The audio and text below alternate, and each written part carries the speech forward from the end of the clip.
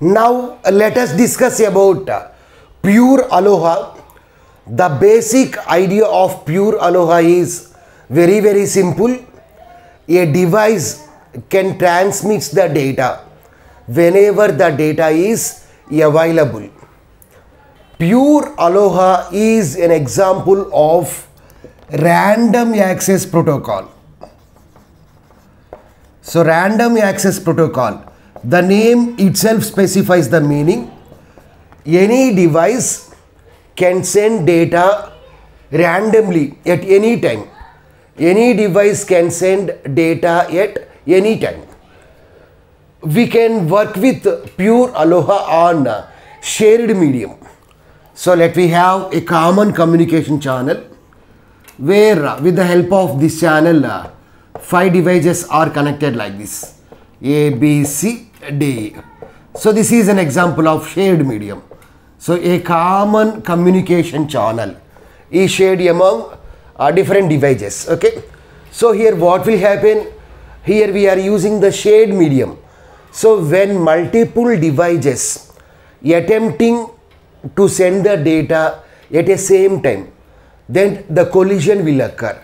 Let us assume that device A wants to send some data to B and device B wants to send some data to A with the help of a common communication channel. So here it is transmitting some frame. It is transmitting some frame.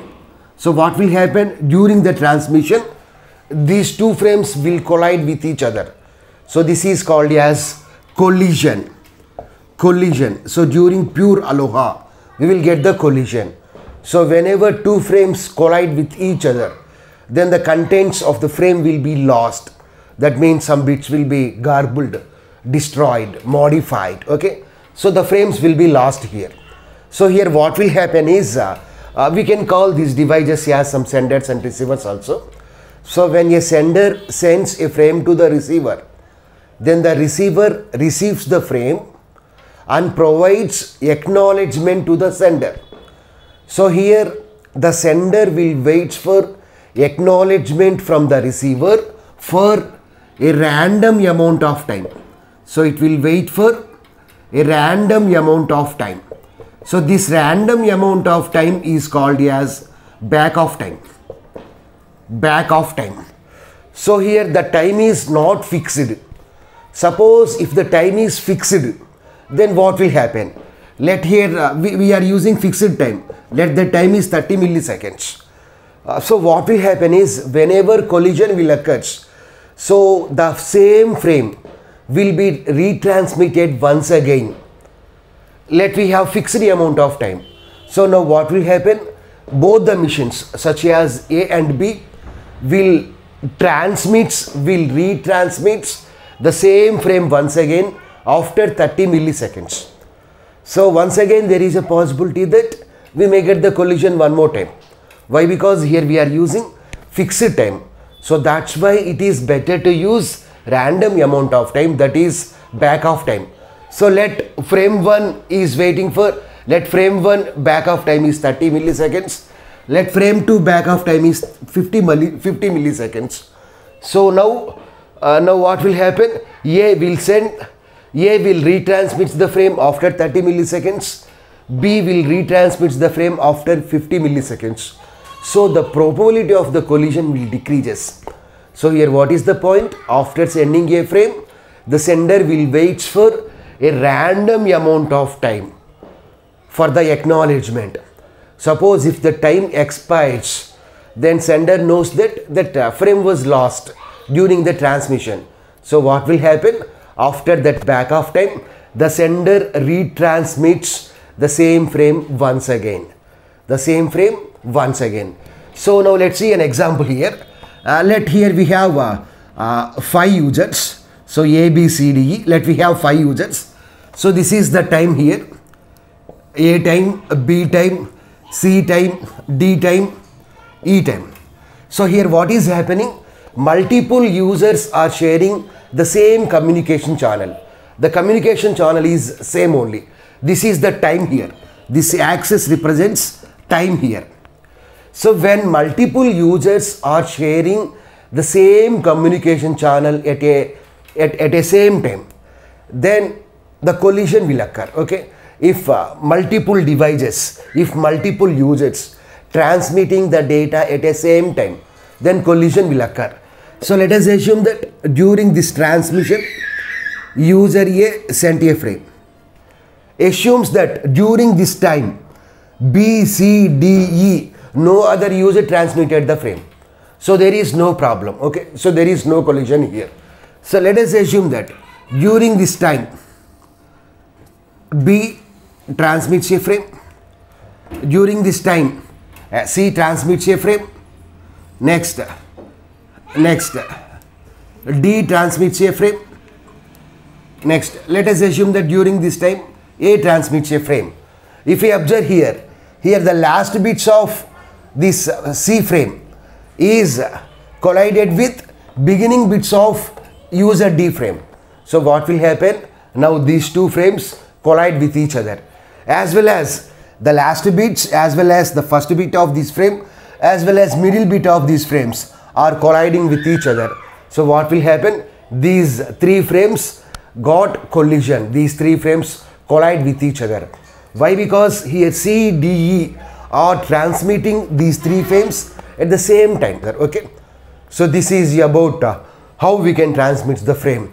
Suppose if we got the collision, then what will happen?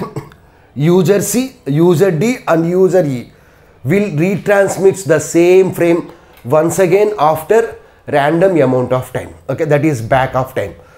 So let's see one more time. Let us see what is vulnerable time. Vulnerable time. This is the timeline. So let at this time user A transmitting a frame. Let at this time user A is transmitting a frame. So let it be the T. So T is the transmission time for transmitting this frame. We can say that there will be no collision during this time if no other user transmits the frame. Okay, so during this time, if no other user starts transmitting a frame, then we can say that there will be no collision. But assumes that user B started transmitting a frame at this time. So here, if you see here, so this part and this part, these two are colliding. So here the last bits of this frame and start bits of this frame are colliding with each other. Likewise, let us assume that user C starts transmitting a frame at these seconds, at this time. So here, if you observe here, so these two parts are also colliding. So the last bits of this frame as well as initial bits of this frame will collide. So what will happen? If you send frames like this, then all these three frames will collide with each other. So here we can say that vulnerable time equal to 2t. 2t. So here t plus t. So first t means before this frame, no other user should start transmitting a frame. Next, second t is for after this time also. So no other user should start transmitting a frame. Vulnerable time equal to t plus t, that is 2t. So here before this time. So here the user A starts transmitting a frame at this time, but these two are same. Likewise, user B starts transmitting a frame at this time, but these two are common. Okay, so we can say that the formula for the vulnerable time is 2t, where t stands for transmission time, before and after transmitting the frame. Here, in order to calculate efficiency of the pure Aloha, we use S equal to G into e power minus 2G.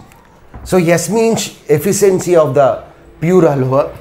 Here this 2 is nothing but this 2. So G means number of users who wants to transmit that frame. So here if you take this example, so here 3 users wants to transmit the frame. So G value is 3. Okay. So G into e power minus 2G. So this is the formula for efficiency of the pure Aloha. This is about pure Aloha. We have one more Aloha, that is slotted Aloha. We will discuss that in the next video.